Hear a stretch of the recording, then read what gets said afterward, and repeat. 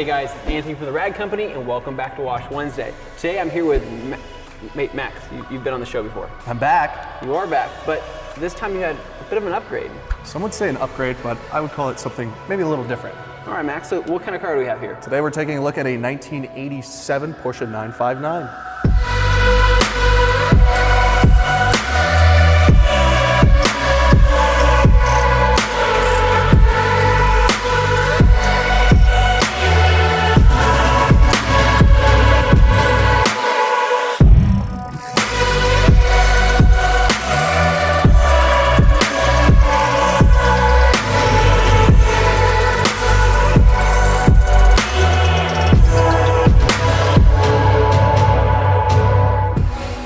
All right, Max, so this has got to be the most valuable set of wheels we've had here on Wash Wednesday.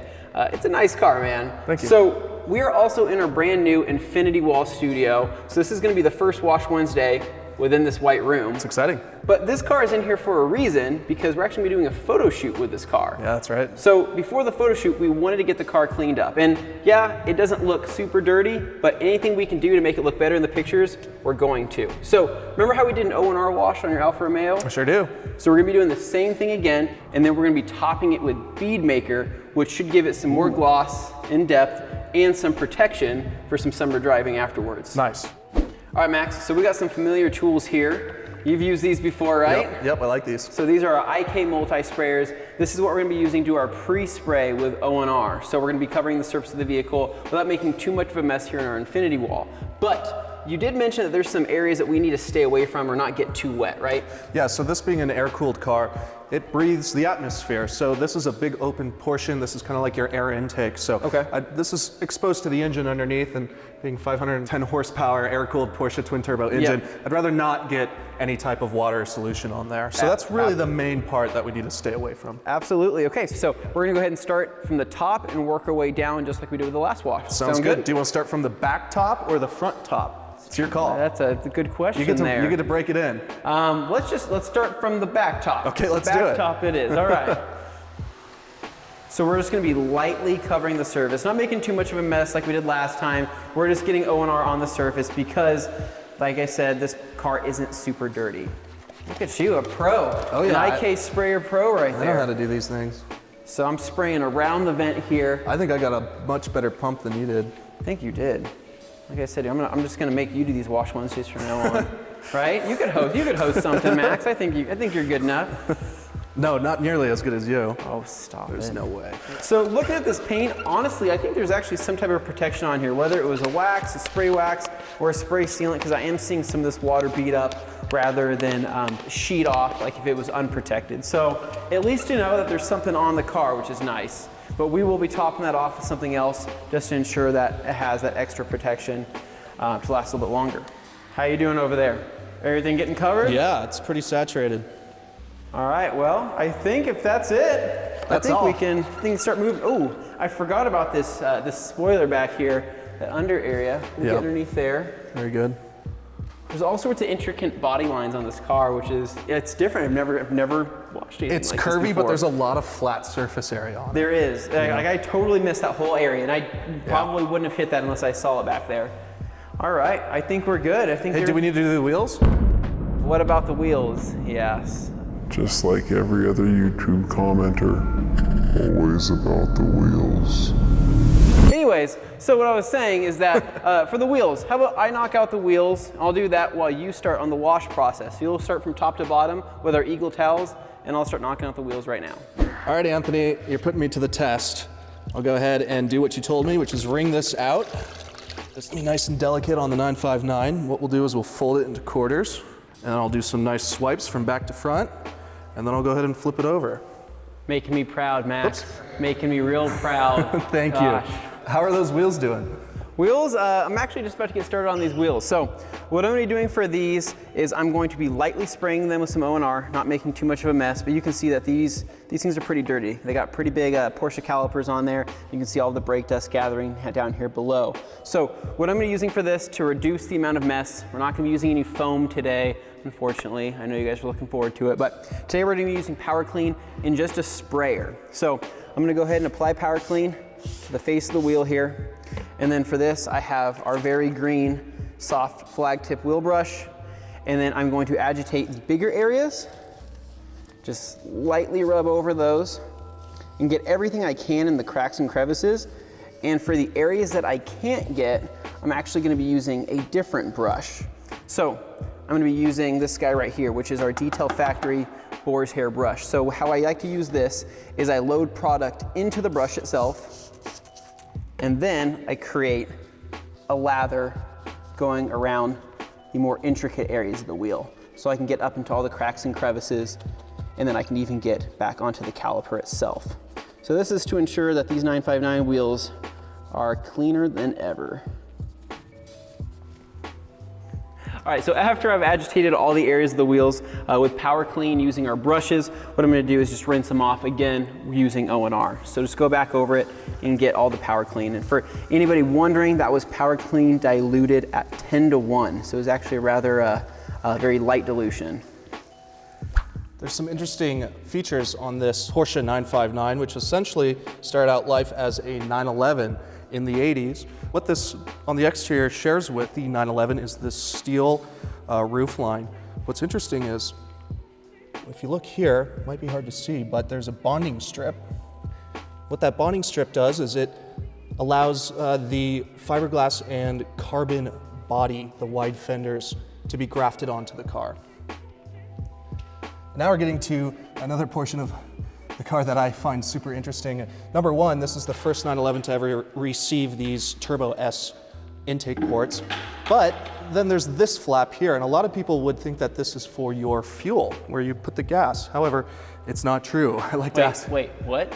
Yeah. So What do you mean that's not the fuel cap? no, that is not the fuel cap. And on the other side, there's one very similar to it. Hey, that's not the fuel cap either? That's not the fuel cap either. What are these things? This is a pretty extreme car. So at the front, this is where your fuel filler cap actually is.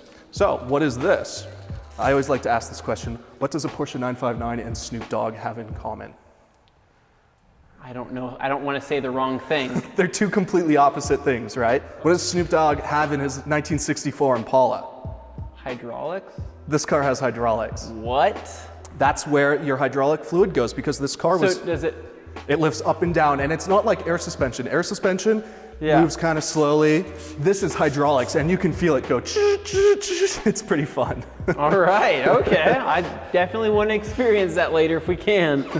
So what's this thing on the other side? On the other side? What is that? Because we have that one right there for the hydraulic fluid. You have your gas fill up in the front. Yep. Okay, so the one on the opposite side is actually for the oil. So that's where you put the oil for the engine. The reason why it's sitting up there is because all the oil is held in a reservoir up there. And the reason why for the oil being held up there is because the engine actually pumps from that reservoir the oil into all the components versus having an actual oil pan below the engine. Oh, so really? what that does, it's called a dry sump. So what happens is, instead of having this oil pan, you eliminate the oil pan and you can put the engine lower to the ground for lower center of gravity, aka race car stuff. Okay, nice. All right. Well, hey, I understand that. So that's pretty cool. Yeah. That's awesome. All right, Max, I'm ready to join you on the washing process. Sorry it took me so long on those wheels, guys. Gosh, finally. They're nice. I was enjoying them, and I was getting really into the detail process with those Detail Factory brushes. Check them out. They're available at theragcompany.com. Anyways, back to what I was saying. So where are you at here? You're on the front of the car? Yeah, the back's pretty much done, so now we just need to do the front. Dude, you're making good time then. So, all right, so you've been following the same process to where you do your wipes, straight wipes, flip the towel. You've been doing that, right, Matt? Sure have. Okay, just wanted to double check, man. I mean, don't question me. This isn't a cheap car here, so we want to make sure. This isn't my first rodeo either. This isn't. You've done this before. You're right. I should give you more credit. I'm sorry. So far, the wash has been going pretty good, though. I mean, the car's looking. I mean, it's hard for this car to look bad, so I can't really say the car's looking better than ever because, I mean, it already looks amazing. Hey, if you don't like it, just say it. You're not No, I love it. Hey, I like the car, man. I'm saying, if you ever wanted to, sell it to me down the road, How about we take a ride? Oh, okay.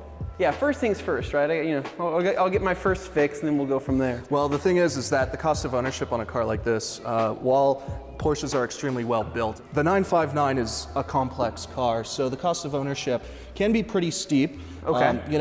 A service is about $30,000, and that includes all the fluids. Wait, hold on, wait. I don't think I heard that right.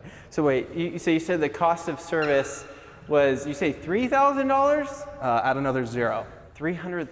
$30,000. Oh, $30,000. Did you graduate high school? Yeah, so $30,000 for a service. And what kind of service is that? I mean, is that so it's a full belts, service. Pretty much everything? Yeah, so over time, some hoses will start to deteriorate, and then also the fluids. So I use Joe Gibbs racing fluids and the diffs and the transmission. And pretty much the highest end stuff you can get. The best stuff you can get. Okay. Yep, that's right. So, and then also just a few other things like alignments and we had a gauge cleaned. Sometimes gauges can get a little foggy in some Porsches, but other than that, it's extremely well built. Yeah, just feeling the way these doors open and shut, it has such, that confirming, that feeling of saying, yes, that is closed. I don't know how else to describe that. It feels like quality, and that's how the whole car feels all around with every single little thing that you touch. So that's awesome. Well, that's an expensive cost. That's several used cars, or that's a decent new car right there for $30,000. That's right. This is one of 290, roughly 300 of them ever produced. So the way I like to look at this car is, it is, in my book, the most significant Porsche 911 ever produced, and that ever will be produced. Absolutely. And then also, it is a 200-mile-an-hour car. Yeah. From 1987. It's amazing, right? With AC. Right, yeah. And a stereo, and leather-powered seats. Man. It's pretty fun. What more could you want, right, guys? Okay, so I'll knock out the rest of this front bumper, and then we're gonna move on to the drying process. Sound good? Very good. Let's do it. All right, Max, so we just finished up with a rinseless wash. So we still have some O&R on the surface, so now it's time to dry. So today we're gonna be using our Platinum Pluffles, which I think you like that towel. I really like these towels. I think everybody really likes these towels. I haven't stopped using it since, a month ago when I first did the Alpha. You know you're gonna need to wash that eventually. Oh, shoot. Yeah. All right, anyway, so we're using two 20x40s of the Platinum Pluffle, and then we're gonna be following up with Bead Maker as a drying aid. So what this is gonna do is gonna add some more gloss, more depth to the paint, and then also some protection for the summer months to come. Nice. All right, so I'm gonna go ahead and spray from top to bottom, really saturate the surface with this stuff, and then we're gonna start drying. And you're gonna see what I mean when I say I like this stuff. It also smells good. That was gonna be my question. Oh, it smells great. Because if it doesn't smell good, then I don't want it on, anything to do with it. Ooh, that does smell nice. Right, isn't that nice? Just really breathe it in. Don't breathe it in too much because it is a chemical, but you get enough of it to enjoy it. So, all right, so basically we're gonna do the same thing. So straight lines and then flip the towel with every pass and dry the car. Man, that's nice. Flip the towel, and then basically what you'll do is you'll buff it into the surface. So after you make your couple passes, we'll buff it in and you'll start to see how smooth it really gets. So what are you thinking? You falling more and more in love with the Pluffle with each pass? Yes. Yes? I think my love has always been there. We'll see what we can do. Maybe we'll get you some bed sheets made out of this stuff. Oh, don't you guys have a really large one, or is that the Eagle? We do have a large Eagle. Hey, you said bed size. I can't confirm how many we have, but we do have. Oh, there's more than one. Did I say that? I mean, we have something that's a large Eagle. That's the most I can say. Are they all that color? Are they all that color? They're all the same. Gosh, Max, you keep getting me to admit that there's more than one. Okay, there's no more talking about the Eagle. Back to the drying process. I think you need more Bead Maker. Go ahead and give this a couple sprays here on the back there and start drying that in. I'm just here for the smells. Ooh, that smells nice. I'm just here so I don't get fined. Nice, okay, I'm gonna steal some of this from you. Go touch up the front, go touch up the front hood as well. So, Max, we haven't talked about this car a whole lot so far because I know we're saving a lot of that for the driving portion. Yeah. But some base education. So this is a 911, 1987. Yep, and it's a 6-cylinder, a 2.8 liter. It's twin turbocharged, sequential. I love turbos. And they are savage. They are savage. Savage. That's the best way to describe turbos. It produces about 510 horsepower. Of course, I've never had it on a dyno. That's just what they say, so don't hold me to it, YouTube. I have an app on my phone. I'll actually, I think that's a pretty accurate way to calculate the horsepower, right? An app on the phone? Yeah, I'm just kidding. I'm just kidding. Like, wait, what? Yeah, I'm just kidding. That's probably the least way. That's the most accurate way to calculate it. It's all-wheel drive. It was intended for Group B rallying before it was outlawed. It's got a steel chassis from the 911, Kevlar and fiberglass exterior body panels. It's one of a few hundred produced. They did 2 models. I think they did about 29 of the sport models, which would have a stripped down interior, a leather wrapped roll cage, no back seats, and more power. Also, that sport model wouldn't have the the hydraulic suspension, just coil springs. Yeah. And then they made about 270 of the comfort models, of which this is. So that explains a lot of those extra features. So it still has the heart of that race car, absolutely, but it has the comforts, the creature comforts of a car that you could drive every day, potentially, if you wanted to. Absolutely, and I know people that do daily drive these cars. Really? If you were to go anywhere in the world right now, where would you see the most 959s? The United States, of course, is a huge market. They underestimated the market for this car when it was originally built because it was never intended to make it to the United States. Okay. So the allure of you can't have what you want has attracted a lot of them to the States. Okay. There's a registry out there. You can kind of see where these cars are. I bet you it's about a split between Europe and the United States, with these being pretty collectible. How common would it be to see this car maybe in California? If you were down in Southern California, you're down there, Huntington Beach area, would it be impressive to see one of these things? You're gonna see a lot more 918s before you'll see one of these. Wow, okay. All right, so the whole car is protected. The last thing we haven't done yet is the wheels. So we gotta dry those, and what's really cool, you can use this, again, as a drying aid on the wheels. So this will add some protection, a little bit of gloss to that silver finish there. So it'll look pretty good for the photo shoot, I think. Well, and this car doesn't really get dirty, but it does collect brake dust. So if we can protect the wheels from that, you only drove it a short distance and they were covered in brake dust. Well, I do drive at other distances too. Oh, yes he does. So, all right, so we're gonna go ahead and we're gonna be using our Creature Edgeless. This is a 70-30 blend. I always like using a black towel, as I mentioned before in a previous video. So, a couple sprays here, a bead maker, and then we're just gonna dry that into the surface. So, it feels nice and smooth. And again, if we did miss any type of brake dust beforehand with the wash, this will make sure to pick it up and provide some lubrication. So, I'm gonna let you finish the rest of this wheel, and I'm gonna move on to the back wheel. Very cool. All right. So Max, these wheels are actually pretty cool. These things shine up pretty well, man. These look good. So what kind of wheels are these? All right, so they're in good condition, of course, but no curbage or anything, and it'd be a shame if you did curb them because they are magnesium. Oh, wow. But what's really interesting, and for the time it was extremely revolutionary and ahead of its time, is the fact that these spokes are hollow. What? Yeah, so they're extremely lightweight. Yeah. So that really helps with the performance of this car. No, absolutely. But I mean, these things are, gosh, that looks so good. After hitting them with a little bead maker there, it looks absolutely awesome. All right, Max, so the good news is that we made the car clean. Bad news is that we made the floor dirty, but we'll come back and clean that up later. So I was kind of pushing you through the wash process to go as fast as possible, mainly for the fact that I want to go for a spin in this thing. I think we can do that because I have the key.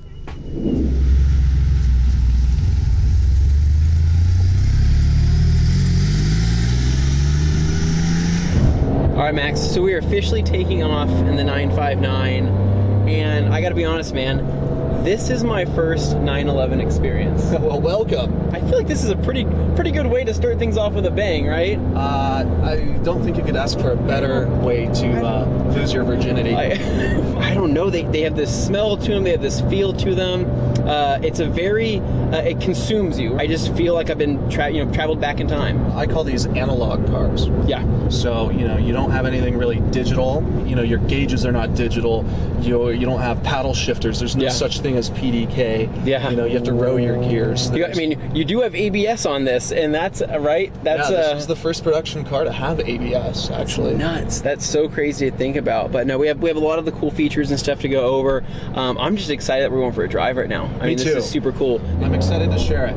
Yeah, absolutely. So So driving this car, oh wow, Oh, that's nothing. no, I know, but you just, you know it wants to go. So when you start off in, first gear is called... G is essentially your first gear, and the reason why is because G stands for Gelände, kind of like the Gelände wagons, which are, we all know what a G-Wagon, Mercedes G-Wagon is. Well, I do know what that is. stands for off-road. Okay. So this car was built for homologation for Group B rally, so this car was intended to go off-roading, hence the Gelände gear selector. So if you're stuck in a mud bog or if you're in a snowstorm, that's what you would use gear. It's kind of like a granny gear, being an Idaho boy. Yeah, that's what we had in our old pickup trucks. Yeah. I mean, it's not every day you sit in a 959, but you said this car has so many similarities to the other 911s, of this generation, right? Yeah. So basically, Porsche did everything so darn well that they really didn't need to change a lot of things. Okay. This is really just a 911 with a wide body kit and a ton of performance features. Yeah. So on the interior, there's not a lot of things that are different. Your door cards and panels are the same. The steering wheel is the same. Your gauge cluster, the dash, there's a ton of similarities. The difference is these seats have a little bit more bolstering. Yeah. And also, there's a few different readouts on the gauges. Also, I have some controls down here that adjust the hydraulic ride height, and then also the dampening. We have active dampeners in this car too. I think that's the 1987. coolest thing. I know, that's insane. So ahead of its time. It is something that Bill Gates couldn't have, and he changed legislation to get this car into the United States. That's how crazy. Significant and important this car is. That's crazy. So this was one of the original 4 cars to come over on the show and display. Yeah, that's nuts. I have all the documentation. I'm a documentation geek. You are, okay. I love having historical documents, and this car has all of the original application. This car was flown over to LA, where the next owner took possession of it. He was a Hollywood exec. And so, what does it feel like? What does it feel like to you driving this car? I mean, wow. We haven't seen anything yet, but this is.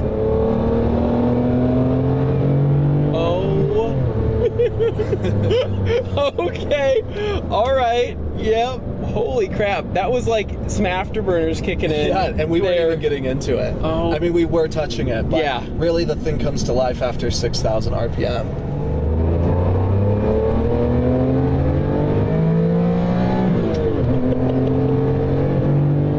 You're right. It does come to life after 5.5. Oh, man. That is... I can't put that into words. What a driving experience. I mean, because there's one thing to be in a boosted car and have some turbo lag. You have such this linear power band up into that 5.5 mark, which typically you'd have a little bit more boost before that, but then it really punches you in the face. Yeah. I mean, it's... Yeah. Wow. Yeah, so it really is something. It's true. I've been in a lot of cars, a lot of turboed cars, twin turbo 6-cylinders, and they don't feel like this. This is something totally different. But it gives you something to chase after when you get into that 5.5, RPM mark. I mean, it gives you something to want. I mean, you're already having fun, but then it says, "Oh, you want to have more fun? Watch this." Okay, watch this. Yeah, hold my beer, right? Yeah. So what you're hearing, there's a little bit of a whistle. I don't know if the mic's picking it up, but that's actually the oil being sucked and pumped to the engine through the reservoir. Explaining that to me earlier. You were explaining that you can actually hear that all happening. So the reservoir is right behind you. That's okay. Yep. Yeah. So when the car first started up and it's relatively cool, it sounds like molasses is sludging through the engine. Yeah. Now once it warms up, it is you don't hear it as much, but then when you step on it and get the turbo spooled up, it is pumping all that oil through everything, and you hear that little whistle. Sure, it came from the era of air-cooled, but the discrepancy is the heads of this engine are water-cooled. Okay. So, Porsche guys love to get off on the fact that their 993, their 930 is air-cooled. Yeah, it is. So I guess educate me a little bit on that. So what gives guys with the air-cooled engines this, I don't know. Okay, this complex. I think a complex is a good word. So, an air-cooled engine is less complex than a water-cooled engin. So, okay, all right. Air-cooled engine has a few things going for it. It had a legacy. Yep. Ever since they were Volkswagens, let's be honest, they used Volkswagen engines, the little flat fours. They were air-cooled. Then they did the 911. That was an air-cooled engine as well, but it bumped it up to a 6-cylinder. cylinder from 4. And that air-cooled engine went from really early 60s all the way up until 1997, 98. There was no radiator, there was no coolant running through the engine. Correct. So it's a very simple system, and they sound great. Air-cooled engines sound great, they're less complex, easy to work on, and extremely reliable. They'll last forever. Hey, there's another Porsche. Hey, what was that? 4S. Okay. Yeah, that's cool too, in yellow. It's kind of a rare color. You can tell he was excited. Like right when he saw us coming around, he's like, "Oh my God, is that a 959?" This was like Genesis. This is what's going to happen in the future. And even to this day, my Cayenne, I have a turbo Cayenne, and it shares a lot of the same adjustable suspension, twin turbo engine, ABS. Yeah, just this car is older than me. It's older than you. Oh gosh. That sounds so awesome. So good. Being out here on some open road, like this is where this car lives right now. This has always been my halo car. Being a 90s kid, sure, the F40 is just epic. I love the F40. I agree. But this is a different beast. This is a whole different animal. It's funny because I run an Italian car import dealership, right? Yeah. But still, in my heart, Porsche is number one. It always has been. So I should like the F40. I do like the F40. I should love it more. I don't. I love the 911 bet more. Okay. Yeah. Something about it. Personal preference, I guess. And well, it's crazy because if you were to see an F40, right? Everybody's going to look, right? Because they're going to see this big bright red car. With this, like I was wondering if anybody would actually notice it. I feel like this is up there with the ultimate sleepers. Yeah. You get an F40, everybody's going to look at you. Yeah, and that's fine. true. Sometimes I'm in that mood where I want to get attention. Yeah. I think we all do. Yep, I agree. There's just something that's a little bit more sophisticated about having a sleeper that can hang with an F40. Yeah. And I think that's the appeal of this car for me. Should probably hit the dampening switch. Felt a little body roll on that. Yeah. So you can stiffen up the suspension on the fly. Just did, yep. For something from 1987. It's nuts. Oh yeah, that suspension did stiffen up. Yeah.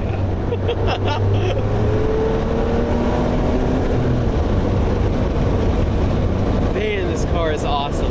I just can't get over that power band. I'm still thinking about that right now. Like I'm still trying to wrap my head around the fact that I have not felt a car that has felt like this. When you're not in the chaotic, like adrenaline rush of the power band, it's just super smooth. It's super comfortable. It's two-sided.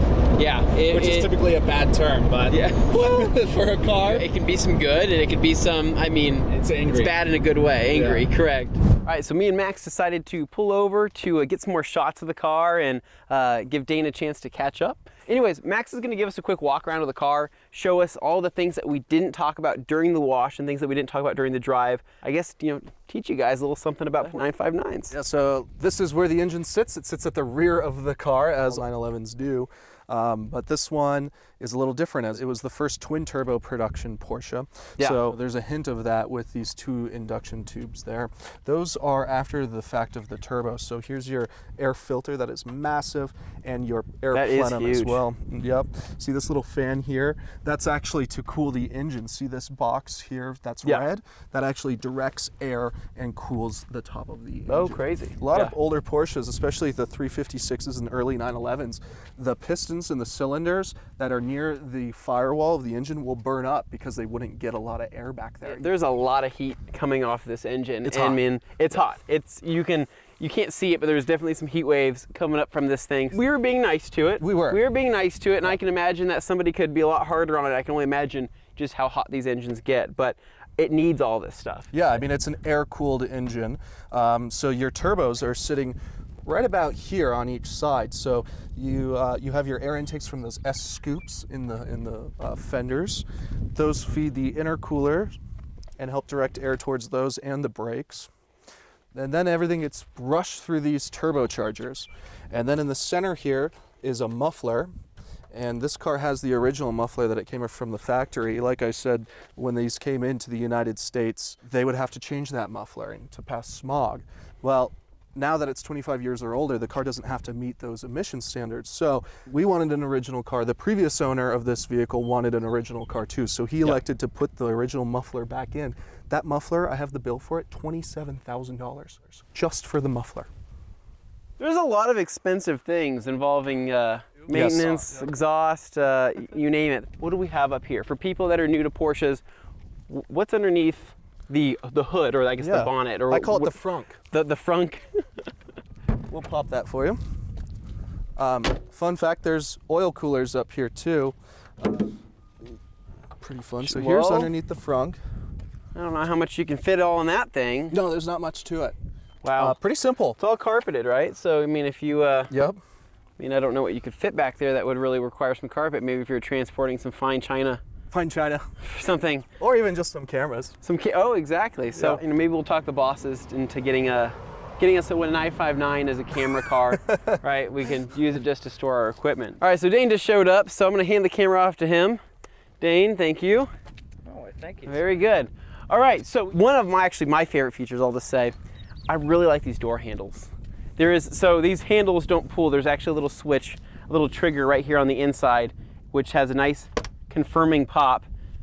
And then you have to actually give them a pretty good slam to get the doors closed. But this is classic Porsche. I just have to touch on this. The way you can tell a quality Porsche is you can put one finger in there, and if it does that, it just pops. Now, it's going to be hard to pick up on the microphone, but we'll hear a bit of a ping. I call it the Porsche Ping. Okay. And I hear the ping. Yeah. So if you hear that, you know it's a good car. All There's right. a lot of Porsches I've shot that they don't fit right, but yeah, you know, if it's only original ones, and this is. All right, guys. So that's gonna wrap up this Wash Wednesday. Max, thank you so much for being on the show, man. Thanks for having me. I'm sure you're gonna be on another Wash Wednesday in the future. I think I'll be back. At the rate we're going here. So this has been an awesome experience, being able to learn a lot about this Porsche 959. Hopefully. You learned a few more things, right? A few more tips and tricks that we talked about last time. So anyways, if people want to find out more about you or more about the Porsche 959 or your future cars, where would they go? I'm pretty active on Instagram. I also have a YouTube channel. All of those things can be reached through my website. That's www.modernclassicautos. That's the last one, autos with an S, modernclassicautos.com. Everything's on there. Right on. Cool, man. Again, thank you so much for being on the show. If you guys like this video, hit that like button. You can subscribe. And as always, stay tuned for more videos right here at The Rad Company.